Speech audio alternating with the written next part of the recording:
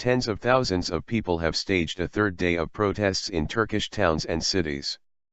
Police again used tear gas and water cannon in some areas, including in Istanbul, where crowds had converged on the Prime Minister's office. The protests were sparked by plans to build on an Istanbul park but have broadened into anti-government unrest. Prime Minister Recep Tayyip Erdogan says the protesters are undemocratic, and said the development will go ahead.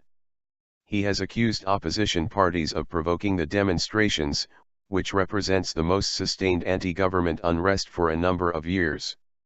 Interior Minister Muammer Guler told state media more than 1,700 people had been arrested during protests in 67 cities, though many had since been released.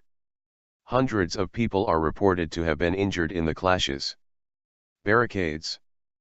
Protests over the demolition of Gezi Park to make way for the rebuilding of an Ottoman-era barracks, reportedly to house a shopping center, began on a small scale earlier this week. Protesters said the park was one of the few green spaces in Istanbul, and were angry at the loss of public space for commercial purposes. But after police used tear gas and water cannon were used to break up the protests, triggering accusations of excessive force, the numbers in Taksim Square, next to the park, rocketed. Tens of thousands of people took to the streets of towns and cities, many calling on the government to resign. Police pulled out on Saturday afternoon, reportedly after President Abdullah Gül urged restraint, and by Sunday there was a carnival atmosphere. But clashes continued, including in the Besiktas district, where police fired tear gas against protesters, some of whom built barricades or threw stones at Mr. Erdogan's Istanbul office.